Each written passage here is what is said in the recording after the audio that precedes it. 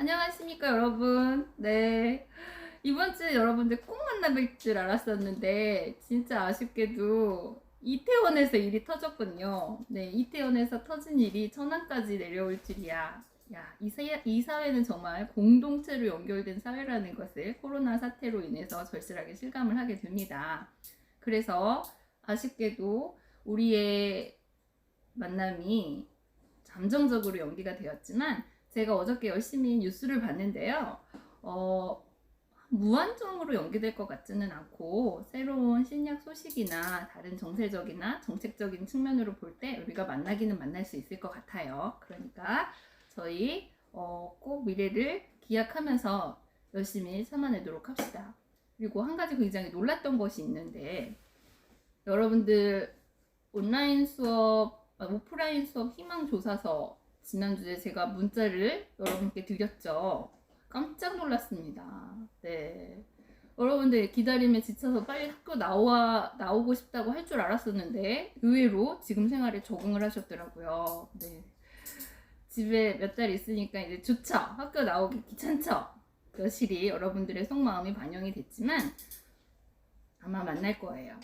그리고 저도 학교가 처음부터 언제까지 우리가 휴강을 한다라고 딱 얘기를 해줬으면 최소한 뭐 어떤 것이라도 배워보거나 장기적인 계획을 세웠을 텐데 그런 게 아니었잖아요. 계속 2주 이렇게 연장이 되다 보니까 뭘 딱히 하지도 못하고 이렇게 몇 달이 지나간 것 같아요. 그래서 여러분들도 참 마음 놓고 아르바이트 자리를 구할 수도 없고 마음 놓고 학원을 개학할 수도 없고 참 힘들었겠다 싶었습니다. 그래서 최근에 더 흘러갈 수도 있는 그 시간 동안에 뭔가 한 학기 동안 의미 있는 일을 해야 되겠다 싶어서 저 책상에 지구본이 있잖아요. 네, 이게 뭐냐면 제가 요즘에 역사서를 읽고 있는데 세계 역사서와 맞물려서 우리나라 역사 역시 세계 역사하고 같이 맞물려 있는 부분이 있잖아요. 그래서 세계 역사 공부를 하면서 그 시간에 나온 나라들을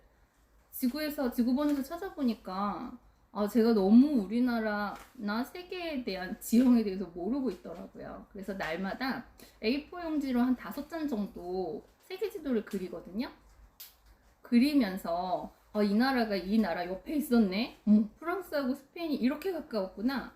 역사에서 꼭 이탈리아가 나오는 이유가 이런 이유였구나. 이게 하나씩 깨달으면서 세계 지도를 그려보면서 입체적인 어떤 지식이 생기더라고요. 그래서 여러분께서도 이렇게 잠정적으로 조금씩 연기가 되고 있는 상황이지만 시간은 누구에게나 동일하게 흘러갑니다.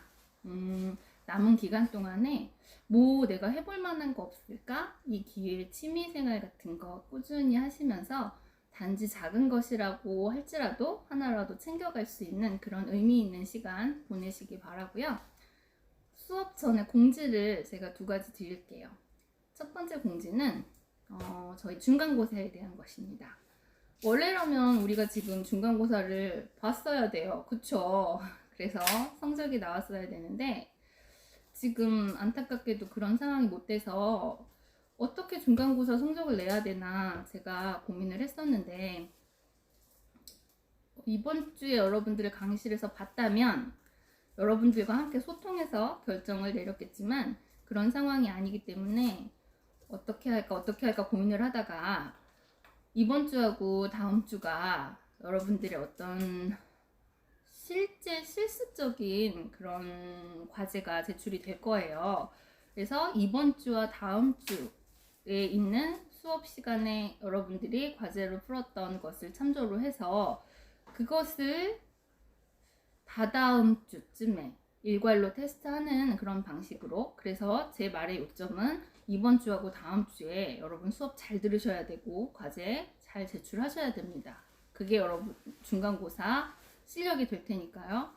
그리고 2번째 공지는 매 수업이 끝날 때마다 여러분들이 어떤 과제를 열심히 수행을 하셔서 저에게 이메일을 주세요. 그런데 한 주 한 주 이렇게 과제를 이메일로 제출해 주시는 학생들은 물론 성실하고 고마운 학생이죠. 하지만 제가 그렇게 한 명 한 명한테 과가 나눠져 있지 않은 상황에서 과제를 받으면 나중에 굉장히 혼란스러워요. 그래서 부득이하게 제가 강의 초반에 말씀을 드렸지만 과제는 언제? 네, 저희가 오프라인 수업을 하는 바로 그날, 언제가 될지 모르지만 곧이라고 생각하는 바로 그날 강의실에서 제출을 해주시면 됩니다. 그래서 힘드시게 한 주 한 주 하지 마시고 제발 한꺼번에 출력을 하셔가지고 저희 대면 수업일 때 일괄로 제출을 해주시면 되고요. 이번 주에 나가는 과제, 다음 주에 나가는 과제 역시 제출하지 않습니다. 제출하지 않고요. 여러분들이 갖고 계시다가 중간고사를 대체한다고 하는 그 주에 한 장의 형식으로 제가 시험지를 여러분께 올려드리면 그것을 제출을 하시면 되는 거예요. 그러니까 그 전까지 제가 제출하세요 하기 전까지는 그 어떤 것도 제출하지 마시라는 이야기죠. 그러면 지금까지 여러분들 제가 오프라인이 아닌 상황에서 무슨 강의가 여러분들의 그나마 흥미를 유도할 수 있을 것이며 여러분들이 무엇을 해야 그나마 여러분 스스로와 진로에 도움이 될 것인가. 실제 강의장에서보다 더 어려운 환경이에요. 온라인 환경이라는 것이. 이런 매체를 통해서 실질적인 무엇을 전달하는 게 되게 어렵더라고요. 그래서 제가 계속 수업 방식을 여러분의 스스로의 취업을 앞두고 내면에 대한 점검과 외부에 대한 이해에 초점을 맞췄다면 이번 주 이후부터는 여러분들이 취업 활동을 하는 것에 있어서 실제적으로 쓰여지는 실무적인 영향에 초점을 맞추게 될 것입니다. 그래서 실무적인 것, 취직하려면 뭐 있어야 되지? 취직하려면 뭐 알아야 되지? 취직하려면 뭘 가지고 가야 되지? 하는 실무적인 것에 초점을 맞추게 될 테니까 이전까지의 약간 정서적인 측면이 아니라 실제적인 측면이어서 더 효율적으로 여러분들이 쓸 수 있을 거예요. 그러면 10강 이번 주 주차 여러분들의 실무 능력 진단 평가 지금 시작하겠습니다. 네, 이번 10차시에서 여러분들은 취업을 하기 위한 실무적인 전략의 그 첫 번째 파트, 첫째 시간과 둘째 시간으로 나눠서 수업한다고 했죠? 첫 번째 파트를 배우게 될 것입니다. 지금 현재 저희의 교육 과정에서 직무와 직업 성향이라는 것은 저는 여기에 좀 솔직히 불만이 많은 사람인데 물론 여러분들이 무엇을 잘하는지도 조차도 모르는 사람들이 많아서 내가 도대체 뭘 잘하는지 모르겠다. 나의 타고난 특징이 뭔지도 모르겠다라는 거기까지도 생각이 못 미치는 분한테야 이런 평가들이 도움이 될 수 있겠지만 대부분의 경우에서 그런 것만 평가를 하는 것이 과연 잘 사는데 도움이 될까? 저는 그런 생각을 해요. 자, 예를 들어서 수학을 엄청 잘하는 학생이 있어요. 너는 수학을 잘하니까 회계학과를 가. 너는 수학을 잘하니까 은행에 가면 되겠네. 이런 식으로 공식이 매겨진단 말이죠. 현재의 적성평가는. 자, 그러면 너는 어학을 잘하니까 영문학을 전공해. 너는 어학을 잘하니까 그러면 외대를 가서 영어 선생님을 하면 되겠다. 그러면 영어 선생님이 되면 다 행복한가? 그게 제가 가지고 있는 요즘 세상에 성급히 적성을 평가하고 성급히 사람을 구분을 해서 무려 초등학교, 중학교 때부터도 그런 적성 평가를 하더라고요. 그러면 애시당초 얘는 수많은 기회와 여러 가지 가능성을 차단당하고 너는 이걸 잘하잖아. 넌 예체능이 우수하게 나왔어. 너는 논리력이 우수하게 나왔어. 얘는 이런 길로 가야 돼. 탕탕탕. 이 도대체 인간이 콩나물도 아니고 시루에 넣어서 그렇게 물만 넣고 그렇게 시루 모양 그대로 길러지는 그런 거는 저는 아니라고 생각을 해요. 그래서 반드시 기능적인 특징 중요하죠. 왜? 나는 영어를 잘하는 사람한테 자꾸 운동장을 돌래. 그럼 너무 힘들잖아요. 나는 뛰는 게 좋은 사람인데 앉아서 보석을 가공하래. 그럼 정말 힘들잖아요. 그러니 자신의 기능적으로 타고난 특성을 파악하는 것 굉장히 중요합니다.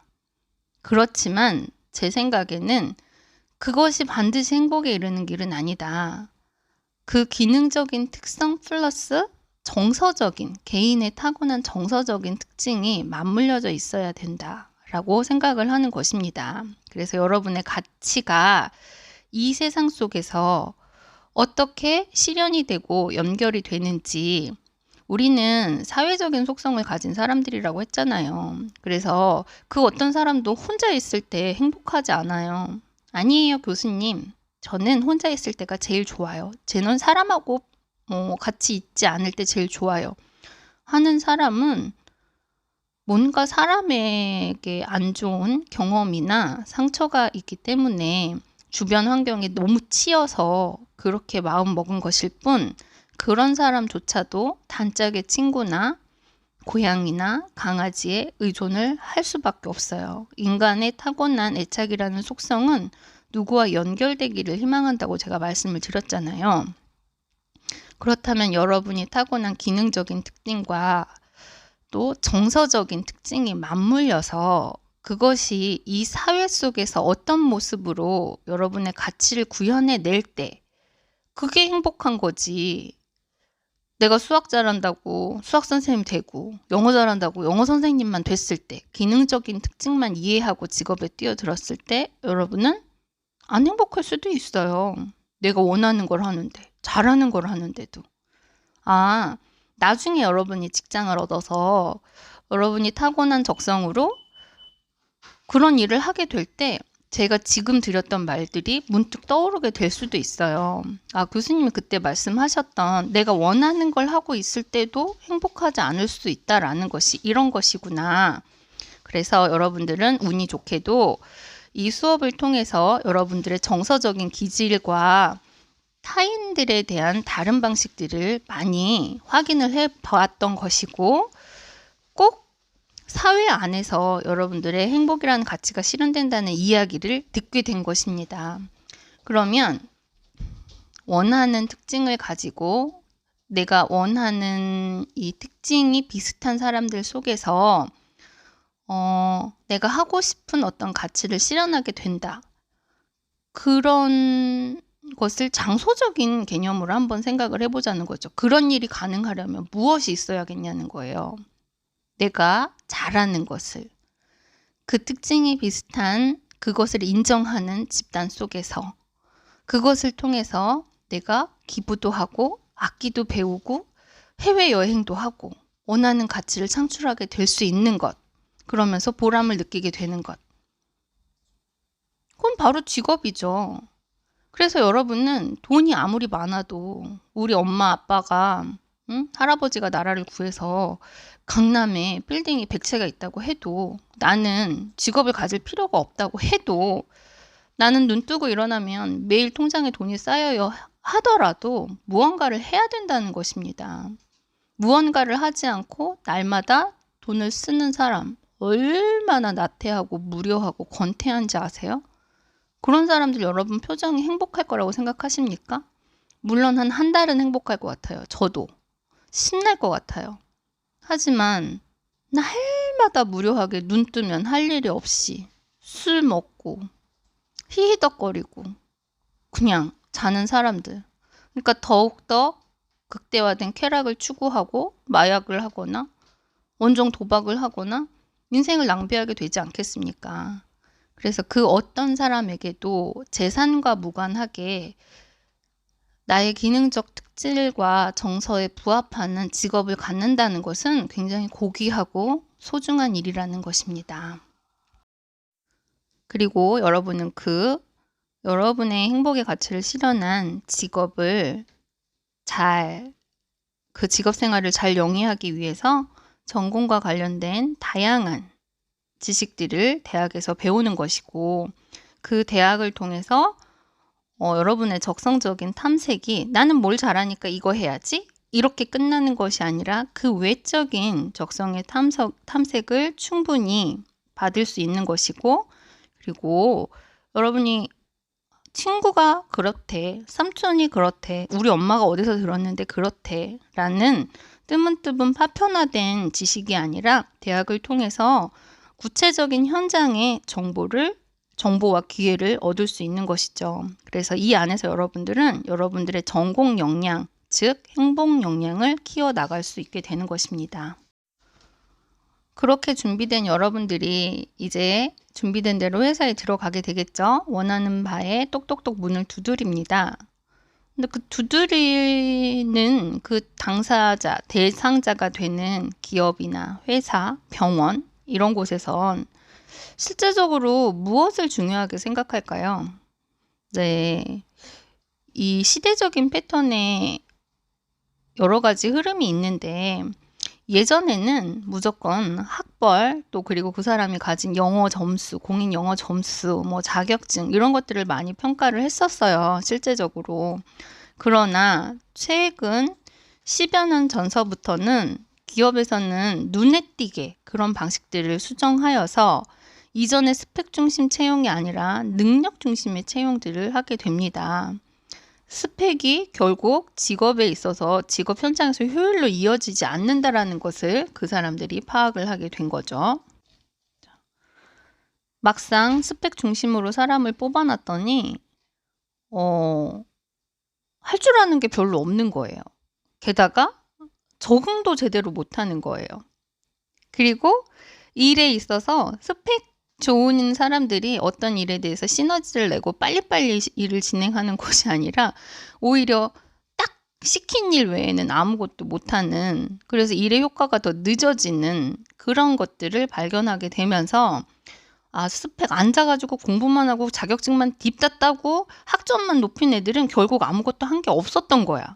사회적인 경험이 전무하기 때문에 실제적인 사회에서는 앉아있는 능력 외에는 걔네가 발휘할 수 있는 게 별로 없는 거죠. 융통성도 없고 창의성도 없으니까. 그러면 이제 회사에서는 비싼 돈을 주고 몇 억씩 연봉을 주고 그 사람들을 뽑을 이유가 없죠. 그래서 점점 사회는 스펙보다는 어떤 주변 능력과 경험이 많은 인재들을 선호하게 됩니다. 그래서 요즘은 여러분들이 그 어떤 회사에 지원을 한다고 해도 그 경향의 흐름이 계속 연장이 되기 때문에 여러분들의 지원 서류 안에 어떤 경험을 하고 이 사람이 그 경험을 통해서 무엇을 얻었고 어떤 현장에 적응할 수 있는지 적응성 등의 실제적인 측면을 먼저 중점적으로 검토를 하게 됩니다. 그래서 요즘은 지원 서류를 검토하는 그런 것의 중요성이 또 높아졌는데요. 막상 면접은 그 지원 서류에서 필터링이 되고 나서 걸러지고 난 사람들이 와서 실제 얼굴하고 이 사람의 그 서류에 나타난 분위기하고 매칭이 잘 되는가, 아니면 서류에 있는 사람은 굉장히 열정적인 것처럼 보였는데 실제 보니까 엄청 좀 다른 것 같다라는 그런 이면적 측면들을 확인하는 작업에 불과하죠. 그래서 사실은 기업에서 요즘은 이력서의 검토를 더 예전보다 중요시한다고 할 수 있습니다. 그래서 이번 시간에 우리는 하다못해 편의점에 여러분이 아르바이트를 해도, 그리고 조금 큰 식당에 여러분들이 뭐 지원서를 낸다고 해도 이력서 한 장 정도는 어디에서나 받아요. 그쵸? 그래서 그 어떤 나의 취업의 관문이 되는 가장 기본적이고 가장 중요한 이력서에 대한 이야기를 해볼 것입니다. 신기하게도 이력서라는 것이 어느 날 하늘에서 뚝 떨어진 게 아니잖아요. 그래서 이력서의 형식은 전 세계적으로 비슷합니다. 물어보는 평가 항목이 대부분 공통적이에요. 이 나라가 저 나라에게 영향을 주고, 우리나라 같은 경우에는 일제시대의 어떤 취업 지원서에서 영향을 받은 틀을 그대로 쓰고 있지만 외국의 경우도 겨우 물어보는 거는 비슷비슷해요. 기본 인적 사항, 그리고 학력 사항, 여러분이 무엇을 했는지 경력 사항, 가족 사항, 신체 사항, 여기에서 조금 더 달라진다면 수상 사항이나 이런 것 정도 물어보는 것, 대부분 이 5가지의 큰 틀을 벗어나지 않습니다. 이 큰 5가지, 6가지 틀의 가장 첫 번째 관문인 기본 인적 사항. 여러분, 첫 번째는 왜 첫 번째일까요? 왜 그 어떤 것에서 처음을 위치하고 있는 것? 타이틀은 왜 가장 처음에 있을까요? 네, 처음이 중간에 낀 것보다는 중요하다는 생각 여러분들도 하고 계시죠? 네, 제일 중요하고 중요한 것이라서 그렇습니다. 그러면 이 기본 인적 사항에서 이력서의 총 40%를 평가한다고 생각을 해야 되는데요. 처음 딱 봤을 때 앞에 대문이 잘 정돈이 되어 있으면 뒤에도 별 거부감 없이 눈이 쭉쭉 지나가지만 이 처음을 여러분이 만약에 성의 없고 진짜 잘 모르게 엉망으로 써놨다면 뒤는 아무리 훌륭해도 볼 가치가 없는 거죠. 네. 여러분도 그렇잖아요. 어디에 가서 처음에 느낌이 좋으면 끝까지 뭘 실수가 나와도 덮을 수 있지만 처음이 엉망이면 나머지가 좋아도 그것에 대해서 부정적인 평가를 하기 쉽죠. 그래서 여러분의 이 첫 번째 기본 인적사항 굉장히 꼼꼼하게 쓰셔야 돼요. 일단 이력서에 보면 사진을 붙이라고 해요.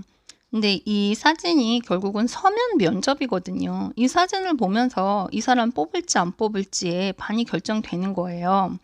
그런데 이 사진이 뭐 집에 딱히 찍은 사진이 없다고 옛날 사진 붙여놓는다거나 집에서 대충 찍은 그런 사진을 합성해갖고 잘라가지고 붙여놓는다거나 너무 성의가 없죠. 내가 회사에 들어간다는 그런 공식적인 어떤 상견례 같은 건데 그렇게 여기에서도 불성실한 사람을 회사는 당연히 뽑지 않을 것입니다. 그래서 여러분이 사소한 아르바이트 뭐 참 한 달만 해야지 하는 그런 곳에 내는 이력서일지라도 뭔가 공손한 예의를 보여주는 게 사회적인 어떤 에티켓 아닐까요? 제가 여러분한테 에티켓과 매너를 구분하라고 말씀을 드렸잖아요.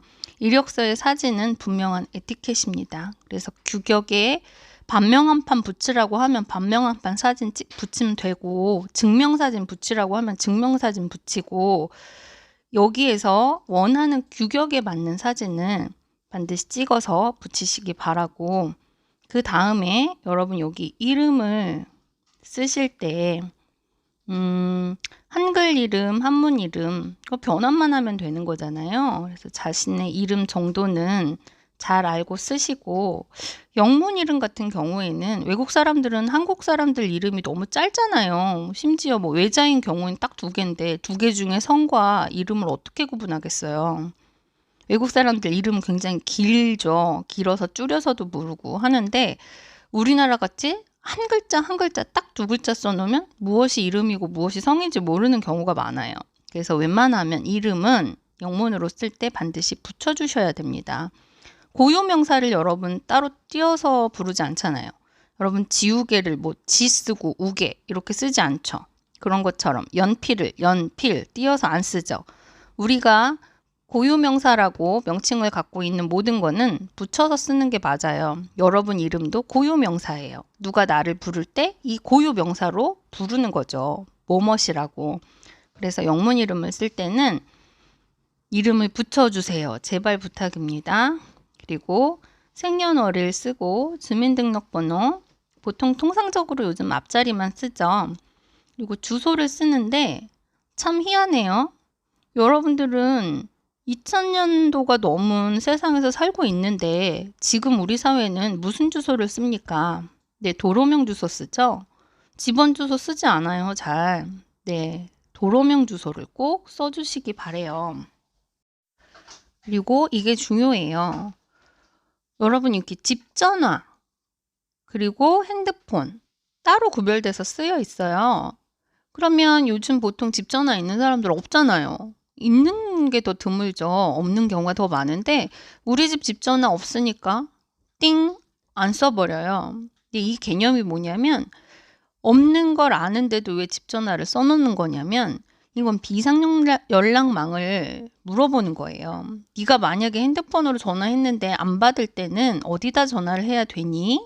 그 얘기예요. 그게 예전에는 보조수단이 집전화가 있었지만 지금은 집전화가 없기 때문에 집전화란이라고 써 있는 것은 보조수단을 의미하기 때문에 비워두는 것이 아니라 다른 사람, 보호자나 친구, 나에게 연락을 해줄 수 있는 사람 전화번호를 쓰는 게 맞습니다. 네, 중요해요. 집 전화란 비우지 말고 다른 전화번호 쓴다는 것. 그리고 이메일이 요즘은 뭐 여러분 게임도 하시고 여러 가지 뭐 어디에 가입을 하거나 하는 경우에 두세 개를 쓰시는 학생들이 있는데 내가 주로 쓰고 늘 매일매일 열어보는 이메일 주소를 쓰시되 왜 딱 이메일 주소에서 너무 장난스럽거나 뭐 이상한 그런 주소들이 있어요. 그래서 자신이 어떤 공문서에 작성을 하는 이메일이라면 너무 장난스럽거나 유치하지 않은 여러분이 통상적으로 사용하는 이메일 주소를 쓰는 것이 예의겠죠. 그래서 기본 인적 사항에서는 중요한 부분, 사진, 규격에 맞는 단정한 사진, 배경이 환한 사진을 붙일 것, 그리고 각 사항에 이름을 쓸 때는 고유명사의 규칙을 써서 쓸 것, 그리고 주소는 도로명 주소를 쓰고 집 전화에는 반드시 비상연락망을 쓸 것, 이메일 주소는 매일 여러분들이 들여다볼 수 있는 이메일을 쓰되 너무 장난스럽지 않은 그런 주소의 이름을 쓴다라는 것 꼭 기억을 하시고요. 대부분 이런 사항을 인적사항에 쓰죠. 그리고 두 번째 학력사항으로 넘어갑니다. 이번에 10강에서는 이 인적사항과 학력사항만 이야기를 하고 다음 11차 시에 나머지 사항들의 주의점을 얘기를 할 텐데요. 학력사항도 그렇고 경력사항도 그렇고 자격사항도 그렇고 여기에서 나오는 모든 사항 있죠. 모든 사항은 수상사항, 경력사항, 학력사항 최근 순의 원칙으로 써요. 이게 제일 중요해요. 그래서 어떤 여러분들이 수상을 어디에서 무슨 상을 받았냐, 무슨 자격증을 땄냐, 어디에서 일해봤냐 다 최근에 한 것부터 과거의 순으로 갑니다. 돈을 주고 여러분을 뽑을 회사는 여러분의 과거가 중요한 것이 아니라 현재 상태가 중요해요. 그래서 최근부터 쓰는 거죠. 근데 왜 칸이 3개만 있을까요? 잊어버리지 마세요. 반드시 최근 순으로 쓰는데 여러분들의 기억을 돕기 위해서 일부러 3칸을 설정을 해 놓은 거예요. 보통 이력서에 쓰는 학력은 대학교, 고등학교, 중학교까지 씁니다. 네, 초등학교도 나오고 유치원도 나오고 굉장히 지저분해. 이거 칸을 5개를 만들어 놓으면 여러분이 칸 5개를 다 채워야 되는 줄 알고 막 어린이집까지 쓰고 이러는데요. 공문서의 예의는 중학교까지를 통상적으로 평가합니다. 회사는 여러분의 어린 시절이 궁금하지 않아요. 네. 회사는 여러분과 사귈 게 아니니까요. 네. 그래서 중학교 때까지를 평가를 하고요. 근데 왜 교수님 5칸씩 있어요?